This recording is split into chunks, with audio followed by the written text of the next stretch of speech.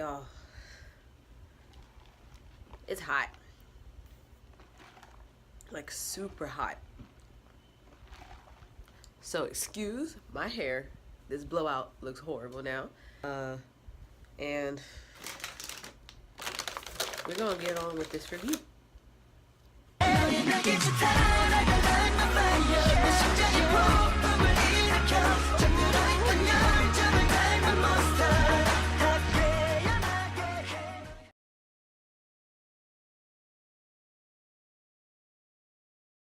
So this is Kenya, aka Tamon Rebel, back for another drama review, and we're going to review Rich Man with Suho.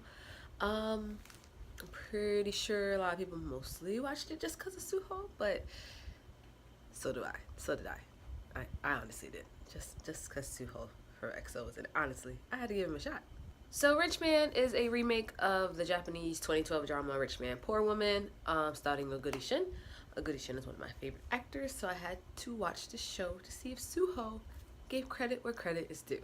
And it's a simple drama. It's actually really straightforward. Yu-chan is a CEO of the company Next In, short for Next Innovation, and he has face amnesia. He can't remember or distinguish faces on anyone, so he's very guarded and very mistrustful of people. Boda is a cheery character who just graduated, who's trying to graduate from college, from Jeju. So she's like the pride of her hometown. She's like this country girl who went to Seoul to go to school and needs to be able to get into the workforce. But as a last minute decision, she decides to apply to Next In. And when she applies Next In and meets Yu-chan, you realize they have some type of history that he can't remember because he doesn't remember her face, and she decides to hold the secret back from him. So from there, the story is really mostly about Yu-chan and his vice president, Taejun, who are trying to make Next In a big company and get a government fund for their project, and Bora just using her memorization skills to help him with the company and with the deals and for the government employees and stuff like that. So from there, Bora and Yu-chan develop a relationship, but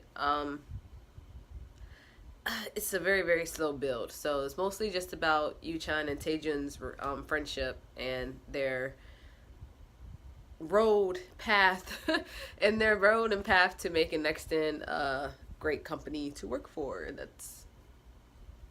That's their 10-year plan.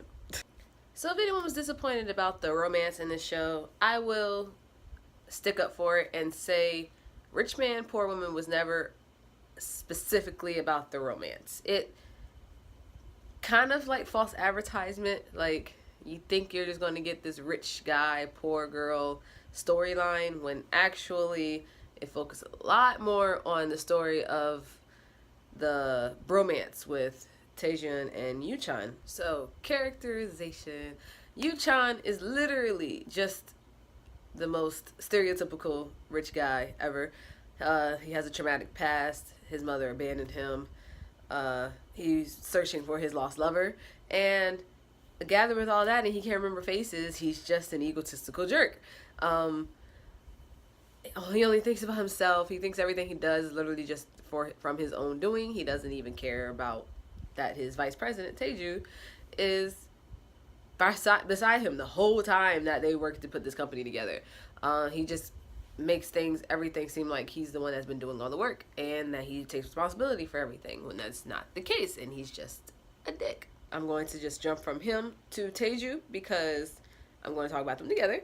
Taeju is the second lead male that every girl would love to fall for. He's nice, sincere, he's pretty consistent in his character, and the main thing I disliked about the Korean Taeju than the Japanese version was that the Japanese version, he's automatically a sleazeball to me. He just looks like he came for trouble, and that's technically what his role is. He's there to make trouble, But in the Korean version, they literally had me having some second male lead syndrome, okay? I never have second lead syndrome. I felt so sorry for Taeju because all he wanted to do was work with Yoo-chan. He wanted to build his company together, but Yoo-chan wanted to be an egotistical jerk and be a dick.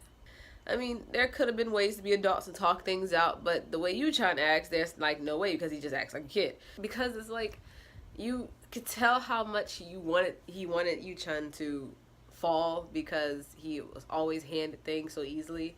And he could always just create something on his own really fast. But at the same time, you saw how much Taeju wanted to succeed with Yoo-chan at the same time. Because Yoo-chan had the freedom to be able to do what he needed to do on his own, but Taeju had to think about his family's company and what his father wanted from him. He didn't have as much freedom as Yoo-chan, so you really wanted to see him succeed with him. I also will say that Soo-ho is nowhere near as masculine as Shinoguri.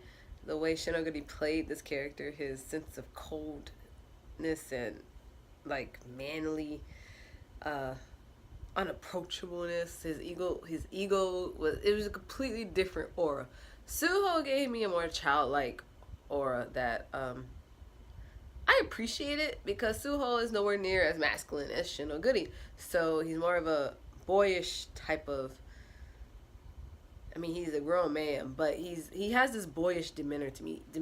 Like even his face is a baby face. So it gave me a different play on his character. So I appreciated that from Suho. He's nowhere near being a great actor yet, but I did enjoy his version of Yoo-chan. Bora was a walking contradiction. It was so hard to take her seriously standing up for herself when you knew all she was doing was making these decisions just because she liked Yoo-chan. I mean, to continuously uplift a guy who shows no interest in you while he's also dating somebody else is, I don't even know how to say it. I don't even know what to say to that, but perseverance. I will give that to you, Boda, for hands down for your perseverance, but damn.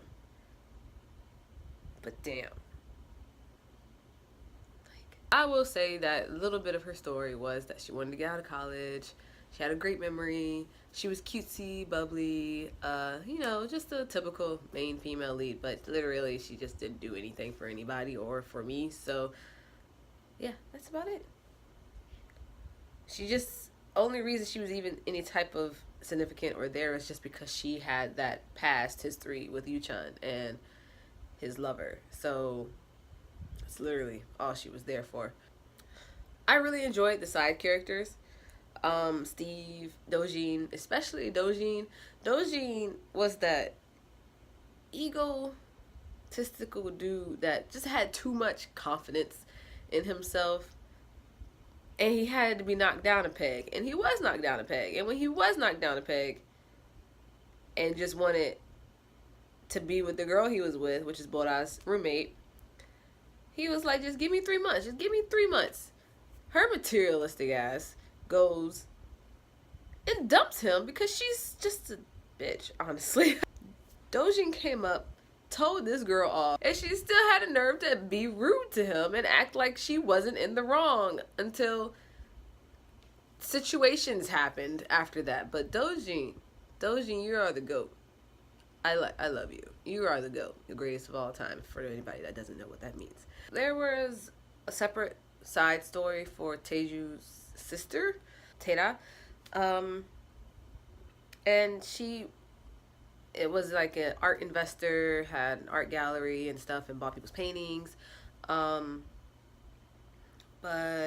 then she wanted to sign, she was dating Yoo-chan because she thought she could get him to like her because she's also an egotistical bitch. But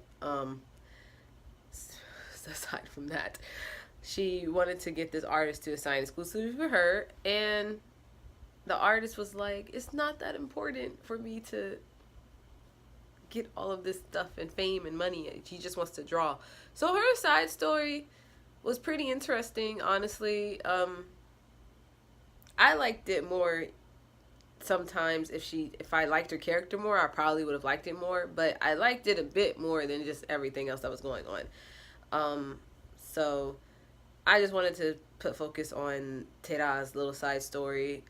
Her with Yuchan was annoying, but her with the artist was pretty heartwarming. And yeah, my overall thoughts are that it's a pretty simple story. Um, Stereotypical rich guy who's a jerk falls for, I'm not gonna call her a poor girl. She's pretty middle class. Falls for a girl eventually, but the story mostly focuses on his bromance with Teju than it does with focusing on a romance with Bora. So I'm going to give it a 6, an MDL rating of a 6, because it lost my interest halfway through. It got a bit draggy. I was hoping it would take me where it wanted to go, but it didn't. Unlike the original, I was trying not to compare it too much to the original, but unlike the original, it's hard. It, like I said, it's really focused, driven on the romance and not the romance. So it was easier to get that out in 11 episodes than it was to extend and drag it for 16 episodes. Because you don't need that much build up for something as simple as this story. And there's not a lot of romance going on, so there's no reason for extra drama. But there was extra drama. There were extra storylines that I appreciated, like Tera and the artist dude, and Dojin and Bora's roommate. A lot of people thought the side storylines were a lot better than the main storyline, which I agree. But I gave it a 6 because I really was hoping it'd reel me to the point in the end, but the ending didn't give me what I wanted to feel. So it's gonna be a 6. I was mostly in it just to see what would happen, to see if Suho would got, like, honestly, just to see Suho's face. I never appreciated how handsome he was until this show, so just to see his face and then to see if he would improve with his acting near the end. And I enjoyed his facial expressions. I enjoyed it a tad bit. That's pretty much it for Rich Man. Simple, to the point, nothing complicated. Characters weren't deep or anything like that. So I hope whoever did watch it all the way through didn't suffer that bad, but I'm pretty sure y'all did. So let's move on from this drama funk and go to all the other great shows that are airing right now, like Are You Human 2 and Legend of Fuyao and Sketch and all these other shows that are airing right now. So thank you so much for watching this review. Hopefully it'll show you or give you insight on if you should watch the show or not, or at least pick out some of the enjoyable parts that you probably missed. And that's it. Thank you. Bye.